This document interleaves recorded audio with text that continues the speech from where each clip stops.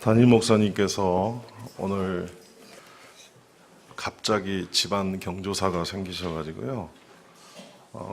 여러분들에게 죄송하다고 말씀하시고 제가 여러분들과 함께 공부를 하도록 하겠습니다.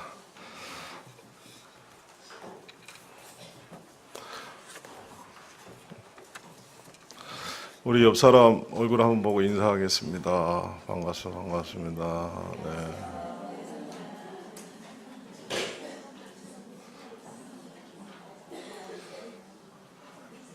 흔히 이제 속으로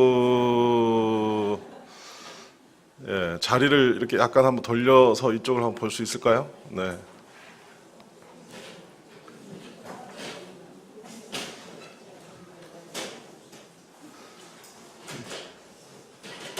그 소그룹을 우리가 이제 하고 있지만 소그룹에도 이게 발달 과정이 있다 해서 여러분들에게 봄, 여름, 가을, 겨울이라고 쉽게 이렇게 표현을 해드렸잖아요.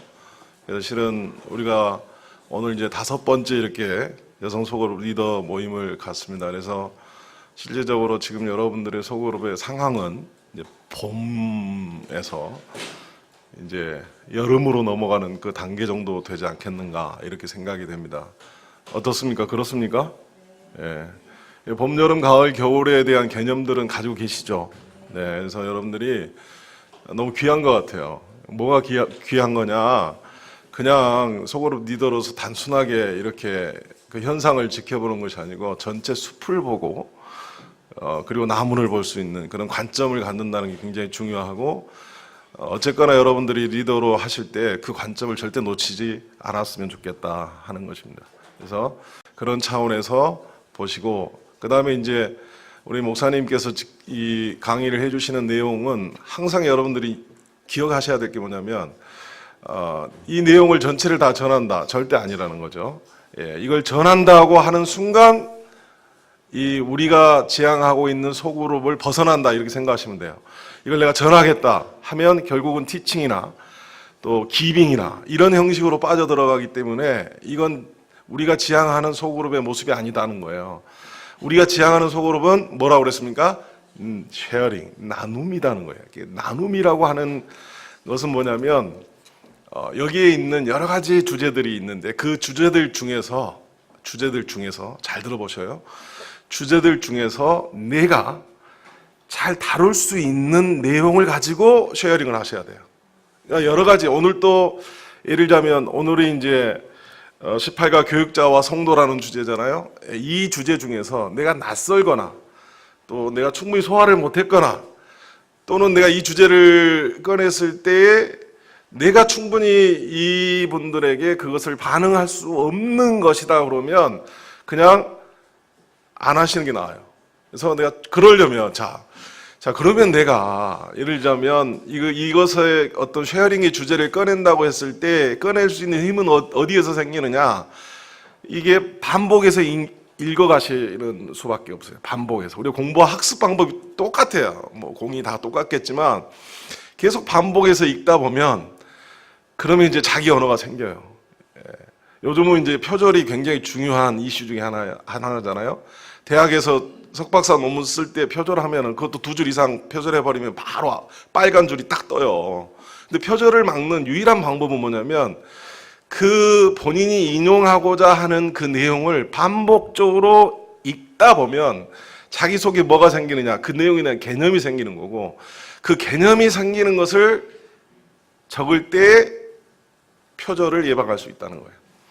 여러분들께서도 마찬가지 이 내용을 읽어가시면서 어려운 개념도 있고 쉬운 개념도 있고 다양하지만 읽어가면서 내가 감동이 된다. 그 주제를 잡고 쉐어링의 주제로 나눠야 된다. 그래서 오늘 실은 이게 과도 마찬가지지만 여러분들 제가 이제 오늘 라포 형성의 실습이라고 하는 주제로 여러분들하고 할 거예요. 그래서 그 쉐어링을 할 때 나눔을 할 때 어떻게 하는 거냐 하는 것들을 지난 시간에 배웠던 것을 현장으로 지금 실습하는 경험들을 할 텐데 이제 그런 관점에서 여러분들이 한번 질문을 던지는 훈련을 할 거예요.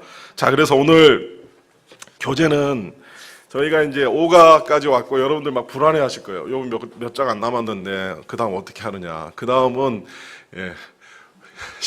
목사님 신간이 나와요. 그래서 그거 할 거예요. 걱정하지 마시고 충분한 데이터가 있다 하시고. 자, 오늘은 교육자와 성도인데요. 여러분들이 이미 이 내용은 동영상에 떠 있는 내용이기도 하고 또 굉장히 중요한 주제여서 여러분들이 잘 알고 있을 거라고 생각이 돼요. 기본적으로 교육자는 뭐냐? 교육자의 정의는 교회의 일을 279페이지 5번째 줄입니다. 교육자란 교회의 일을 전문적으로 감당하는 목사님이나 전도사님을 총칭하는 말이다. 이게 교육자다 하는 것입니다. 그래서 우리 수소교회는 교육자가 몇 분이겠습니까? 전담하는 교육자, 우리 담임 목사님을 위시해서 전담하는 교육자가 5분이 계시고 그 다음에 각 부서를 담당하는 교육자가 3분이 계셔서 총 몇 분입니까? 9분이 9분이 계십니다. 9분이 계신다는 거예요. 이게 이제 소위 기본적인 출발점이다. 성도와 교육자. 근데 그 성도와 교육자의 관계가 뭐냐 하면 무슨 관계라고 했습니까? 밑에 쭉 내려보면 카리스마적 관계다. 무슨 관계요?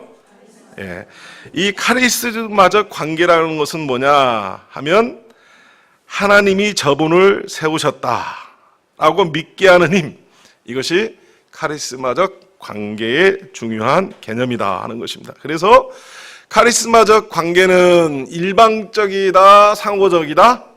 상호적이다 하는 것입니다. 그러니까 성도들은 아래서 2번째입니다. 하나님이 저분을 주의 종으로 세우셨다고 믿는 것이고 주의 종은 하나님이 나를 세우셔서 성도를 섬기게 하셨다는 것을 믿는 것, 이것이 소위 말하면 카리스마적 관계다 하는 것입니다.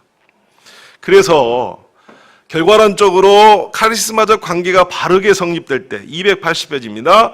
하나님의 말씀을 들을 수 있고 우리 신앙도 어떻게 된다고 했습니까? 건강하게 성장할 수 있다 하는 것입니다.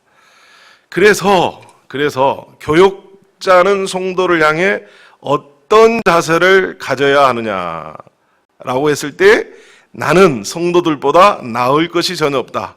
그런데 하나님이 나를 통로로 세우셨다. 어떻게 하면 하나님의 뜻을 잘 이해하고 받아서 전달할 수 있을까? 하나님과 성도들 사이에서 어떻게 통로의 사명을 깨끗하게 감당할 수 있을까라고 고민해야 되는 것이 교육자가 해야 될 것이다 하는 것입니다. 자, 그렇다면 이 관계가 깨졌을 때 그러면 어떻게 우리가 이것을 회복할 것이냐? 281페이지 보면 카리스마적 관계를 회복하는 법인데 거기 나왔습니다. 첫째 하면 그 뒤에 있겠습니다. 첫째는 시작.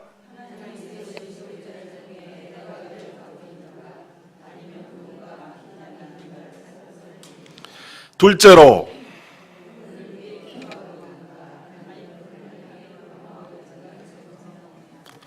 자, 그래서 무엇보다도 중요한 것은 카리스마적 관계가 깨져 있을 때에는 내가 하나님 앞으로 나가는 게 결정적인 방해 요소가 된다는 거죠.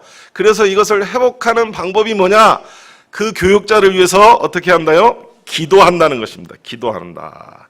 자, 그러면 굉장히 중요한 내용인데요. 밑에서 4번째 줄 보니까 교육자를 위해 기도할 때는 어떤 일이 일어날까요? 어떤 일이 일어난다고 그랬습니까? 그 기도를 듣고 하나님이 역사서 교육자도 변하겠지만 뭡니까? 성도들의 마음속에 있는 무엇이 거역의 영이 빠지면서 그분의 상처도 치유됩니다. 그래서 우리의 영혼을 위해 반드시 교육자를 위해서 기도해야 한다 하는 것입니다. 우리가 흔히 중보기도 한다고 했을 때 다양한 영역을 기도하잖아요. 첫째로 기도할 것은 자기 스스로를 위해서 기도하는 거예요. 가장 중요한 기도는 자기를 위한 기도고, 그리고 이제 확장해 나갈 때 가족과 친척과 직장, 더 나가서는 우리 교회가 교회를 위해서, 교회 사역자들, 그 사역을 맡고 있는 사람들, 또 우리 교회가 속해 있는 노회를 위해서, 또 총회를 위해서, 한국교회를 위해서, 나라 민족을 위해서 이렇게 확장해서 기도하는데, 그 기도 중에 반드시 빠지지 말아야 될 기도가 무슨 기도다라는 거예요? 교역자를 위한 기도라는 거예요. 교역자를 위한 기도. 그래서 카리스마적 관계를 치료하는 방법은, 그 유일한 방법은 뭐냐? 기도하는 것입니다. 기도하는 거. 자, 그렇다면 이제 성도의 자세입니다. 자, 성도의 자세인데 크게 성도의 자세를 세 가지로 오늘 본문이 설명하고 있어요. 첫 번째는 뭐냐면 무엇입니까? 조심하라는 거예요. 조심하라. 무엇을 조심해야 되느냐? 우리가 항상 우리가 현상과 본질이라는 개념은 모든 사유에서 가장 기본이잖아. 보이는 것은 보이는 것이 아니고 보이지 않는 것을 기반으로 해서 보인다. 이런 개념인데 기본적으로 교육자를 볼 때 호가호이라는 개념을 우리가 목사님 처음에 이렇게 말씀하셨어요. 그러니까 여우가 뒤에 있는 호랑이를 이게 때문에 권세를 누린다 이런 개념인데 기본적으로 우리가 교육자를 볼 때는 교육자 그 한 사람을 보라니까 그 뒤에 계신 누구를 보라는 거예요? 하나님을 보라는 거예요. 하나님. 하나님께서 세우셨다. 하나님께서 카리스마적 관계로 세우셨다. 이 말은 조금 적극적으로 하면 오늘 나를 위해서 하나님이 저분을 보내셨다.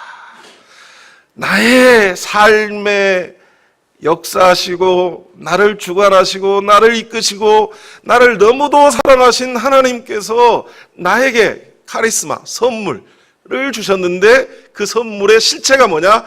교육자다. 담임 목사님이다. 담임 목사님을 통해서 교육자를 통해서 하나님의 사랑을 표현해낸다. 이 관점에서 교육자를 바라보라 하는 것이고요. 그래서 두 번째는 뭐냐? 그 교육자가 이제 하나님의 일을 두려움 없이 하게 하라는 거예요. 두려움 없이 하게 하라. 그러니까 담임 목사님의 우리가 흔히 목회 방침이라는 표현을 하잖아요. 목사님이 하나님 앞에서 우리 수소교우들을 위해서 어떻게 하면 하나님의 사람으로 이끌어갈 것이냐라고 하는 고민 가운데 펼쳐놓은 것 하나하나가 뭐냐? 목회 방침이신데 그러한 목회 방침을 우리가 현장에서 펼쳐낼 수 있도록 해야 한다. 그래서 마지막 줄 283편 마지막 줄이 뭐라고 그랬습니까? 눈치 보지 않고 마음껏 일할 수 있도록 분위기를 만들어주라 하는 것입니다. 눈치 보지 않고 마음껏 일할 수 있도록 분위기를 만들어주라 하는 것이 자, 우리 모든 성도들의 역할이지만 오늘 본문에서는 특별히 담임 목사님 이 내용에서는 직분자들의 역할을 이야기를 했어요. 직분자들, 여성 리더들은 뭐냐? 멘토의 기능을 한다. 소위 말하면 코치의 기능을 한다는 거예요. 다시 말씀드리면 우리 성도들, 평신도들 중에서도 재직들, 리더들이 모델링이 되어서 야 그렇구나 저 권사님처럼 저 집사님처럼 또 저 집사님처럼 저 권사님처럼 나도 예수 그리스도를 또 우리 담임 목사님의 사역을 동참해야 되겠다 하는 것들을 여러분들이 보여주셔야 한다는 겁니다. 그래서 제가 누차 말씀드립니다만은 우리 여성 리더들은 기본적으로 교회가 제공하는 모든 프로그램에 기쁨으로 참여를 하셔야 한다는 거예요. 하셔야 한다. 아멘이 안 나오는 지금 하셔야 한다. 성경 공부 지금 펼쳐놓고 있어요. 지금 5분이 지금 해서요. 10명이 안 되면 성경 공부 열 수 있다 없다? 없다요. 없다. 기본적으로 여러분에서 되는데 근데 이제 제가 담임 목사님 방침이 그래요. 뭐냐면 10명이 안 돼도 관계는 없잖아요. 그렇죠? 저 같은 경우는 저는 이제 비블리오 드라마를 하기 때문에 인원이 많으면 어려워요. 실은 나는 5명에서 6명이면 딱 좋아요. 근데 이제 우리 교회 기본 원칙이 10명이란 말이에요. 10명이 채워만 되는데 그건 뭐냐? 교역자도 실은 정해진 에너지에 한계가 있잖아요. 우리들도 가지고 있는 에너지가 한계가 있는데 우리 담임 목사님 봤을 때 이 교육자 한 사람 한 사람이 가지고 있는 에너지를 적절하게 분배해서 적절하게 사용하셔야 되는데 너무 에너지를 이 1000명이나 되는 교우들 몇 사람에게 하는 것이 안타깝다. 그래서 실은 우리 교육자를 보호하기 위해서 그러신다고 하는데 여러분 참고하시고 여러분들이 하셔야 될 일은 뭐냐? 기본적으로 여성 리더로서 교회에 제공되는 모든 프로그램에 참여한다. 이게 원칙이다. 그리고 부득이하게 참석할 수 없다. 이 마음을 갖고 사역에 임했으면 좋겠다는 것이고요. 세 번째는 284페이지 보니까 멸시하지 말고 어떻게 하십니까? 평안히 오게 하라 하는 것입니다. 그래서 이게 이제 요 밑에 보니까 교인들이 디모데보다 나이도 많고 세상 경험도 많기 때문에 나이로 누를 수도 있고 경험이나 세상 힘, 권력이나 재물로도 멸시할 수 있다는 건데, 실은 이제 저는 내가 이제 우리 성도들을 대하면서 우리 성도님들이 하시는 일들이 다양하잖아요. 그리고 특히 저는 이제 남성 소그룹 하기 때문에 남성 소그룹 리더들은 어찌 보면은 굉장히 그 회사의 중역이기도 하고 또 CEO도 오너이기도 하고 이래서 실은 몸에 배워서 그 교육자한테 뭐 이렇게 하대하려고 그런 건 아니고, 저는 그렇게 그냥 편하게 자기 하던 대로 하는데 가만히 보면 이게 그게 몸에 배어서 그런 거예요. 할렐루야. 네, 의도한 게 아니고. 근데 이제 우리 여성 리더들도 실은 편하고 좋아서 이렇게 할 수 있는데, 가능하면 그것을 통해서 상호간에 상처가 되지 않도록. 그래서 우리 이제 교육 여기에도 나와 있잖아요. 뭐 학벌 이야기도 나오고 뭐 재산 뭐 이런, 이게 교육자 비교가 안 된다 하는 거예요. 그래서 이런 점을 고려해서 교육자에 대한 태도를 가져라 하는 것입니다. 그래서 285페이지 보니까 교육자에 대한 태도는 다양하게 나타날 수 있습니다. 그 중에서 교육자에 대해서 뭐라고 했습니까? 시작. 조심하고 두려움 없이 일하게 하고 멸시하지 말라. 이 세 가지는 반드시 뭐 해야 됩니까? 지켜야 한다 하는 것이고요. 그 다음에 이제 교육자의 자세입니다. 교육자의 자세. 저는 이걸 읽으면서 우리 목사님의 기본 그 마음이 막 느껴져요. 교육자의 자세. 교육자의 기본적인 자세는 뭐냐?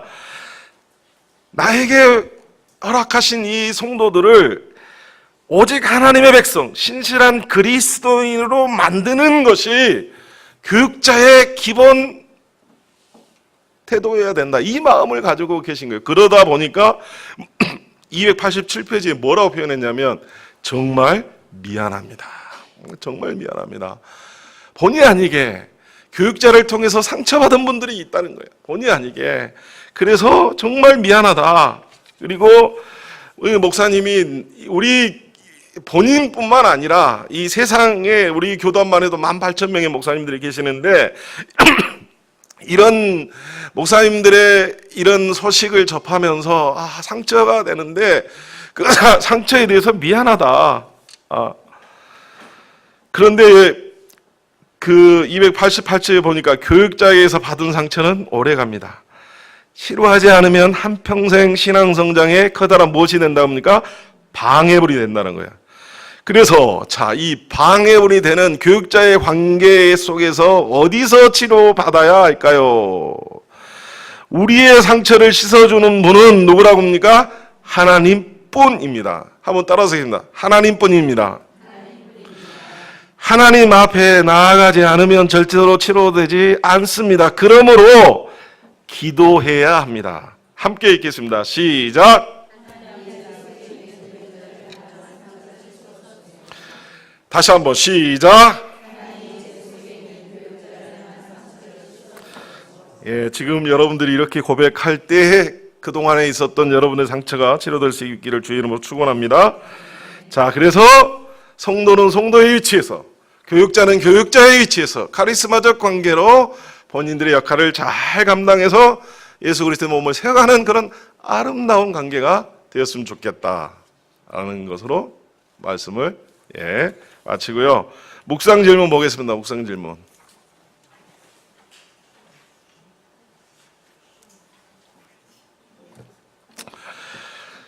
자, 1번 읽겠습니다. 시작.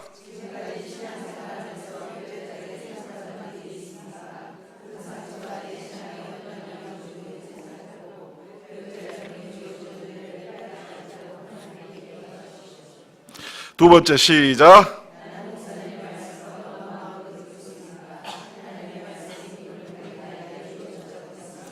세 번째 시작.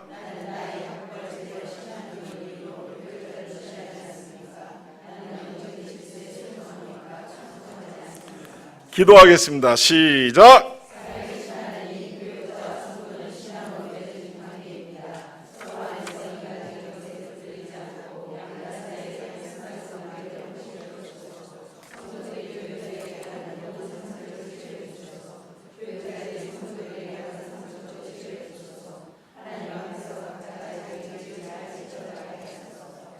아멘.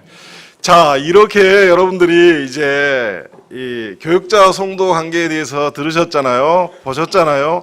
그러면 한번 스스로 내가 쉐어링의 주제를 뭘로 택할 것인가 한번 고민 좀 해보세요. 아, 나는 지금 교육자 성도에 이런 걸 했는데, 자, 없다.